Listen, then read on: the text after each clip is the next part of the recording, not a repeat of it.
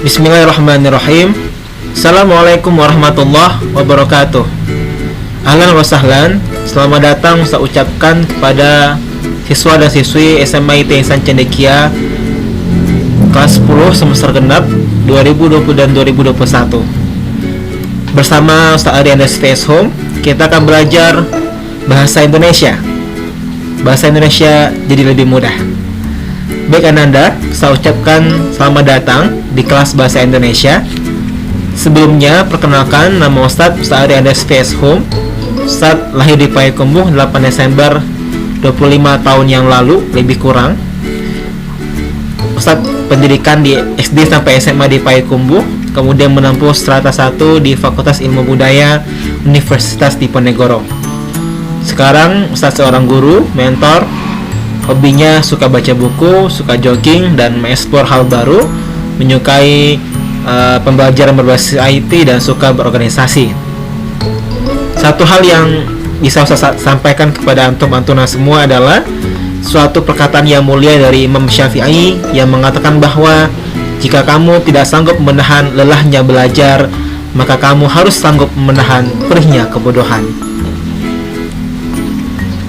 Baik Ananda Ustaz sekalian, insyaallah Ustaz sudah menyampaikan video pengantar yang sudah Ustaz posting di Edmodo.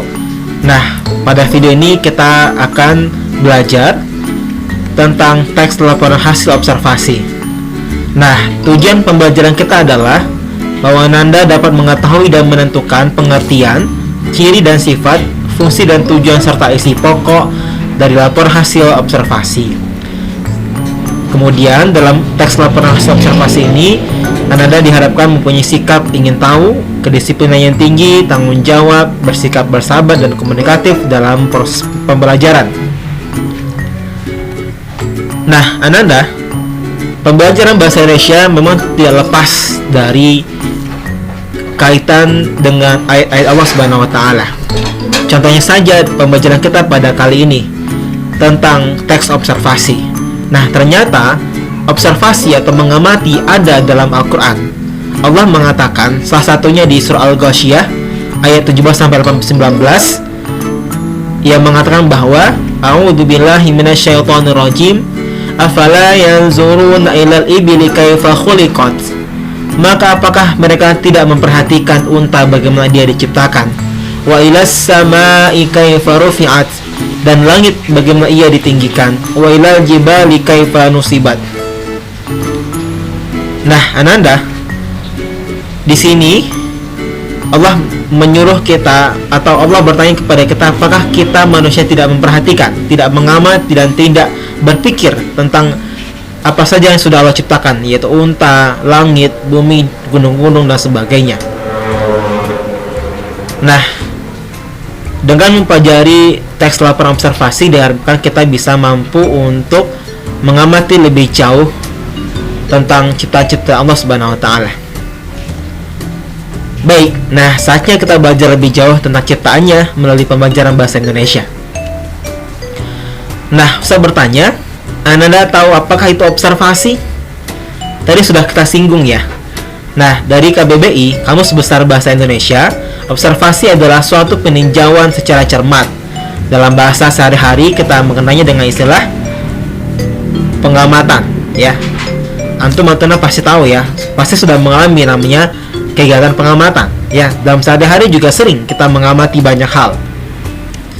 Nah, contohnya saja seperti ini. Mungkin sering kita mengamati kegiatan masyarakat ya. Di sini ada kegiatan nelayan, kemudian mungkin ada yang pernah menonton pertunjukan wayang, kemudian ada yang mengamati kegiatan di pasar. Nah, dalam gambar ini itu adalah pasar terapung ya, biasanya di daerah Kalimantan.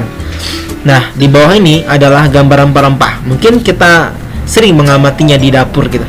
Atau yang suka jalan-jalan ya, atau yang pernah mungkin mengunjungi tempat-tempat wisata, mungkin takjub dengan keindahan alam yang sangat menakjubkan yang kita lihat. Nah, dari objek-objek tadi, jika kita kemudian amati, maka jadilah dia suatu laporan. Nah, itulah yang akan kita pelajari. Jadi, apa itu teks laporan hasil observasi? Ada yang tahu? Nah, Teks laporan hasil observasi adalah teks yang memberikan informasi secara umum tentang sesuatu berdasarkan fakta dan hasil pengamatan secara langsung. Sesuatu ini bisa berupa objek ya. Objek itu bisa macam-macam, bisa manusia, bisa benda, bisa peristiwa dan lain sebagainya. Nah, mungkin ada yang bertanya-tanya, Ustadz, jika dikatakan bahwa teks laporan hasil observasi itu membahas tentang sesuatu, ya katakanlah tadi sebagai objek, lalu apa bedanya dengan teks deskripsi yang sudah pernah dipelajari di SMP yang juga membahas tentang objek? Nah, mungkin ada yang bingung gitu ya. Karena Ustadz hanya mengingatkan bahwa sebenarnya teks LHO dan deskripsi ini sudah Ananda pelajari di SMP. Nah, sekarang coba kita gali lebih jauh lagi. Apa perbedaan antara teks LHO dengan teks deskripsi? Nah, teks LHO atau teks laporan hasil observasi itu dia bersifat umum ya, sedangkan teks deskripsi bersifat unik dan individual. Artinya yang satu teks LHO itu dia membahas sesuatu objek secara general, secara umum, sedangkan teks deskripsi dia membahas objek secara spesifik ya, langsung menjurus kepada ciri khas unik benda tersebut atau objek tersebut. Nah, yang kedua, teks LHO itu menggambarkan sesuatu sesuai fakta, sesuai apa yang terjadi pada kondisi sebenarnya. Sedangkan teks deskripsi itu kadang menggambarkan sesuatu sesuai sudut pandang penulis, jadi ada unsur subjektivitasnya. Tapi di LHO itu tidak ada unsur subjektivitas, alias dia nanti mempunyai sifat objektif atau menggambarkan sesuatu tanpa memihak. Nah, berikutnya ciri teks laporan hasil observasi. Nah, yang pertama adalah ditulis secara lengkap dan sempurna. Yang kedua, berdasarkan fakta yang terjadi saat pengamatan dilakukan. Yang ketiga, bersifat objektif, global dan universal. Yang keempat, tidak mengandung hal-hal yang menyimpang, dugaan atau asumsi yang tidak tepat, atau pemihakan terhadap sesuatu. Nah, kira-kira Ananda paham ya? Insya Allah mungkin Ananda bisa memahami sampai ini. Sampai jumpa di video selanjutnya.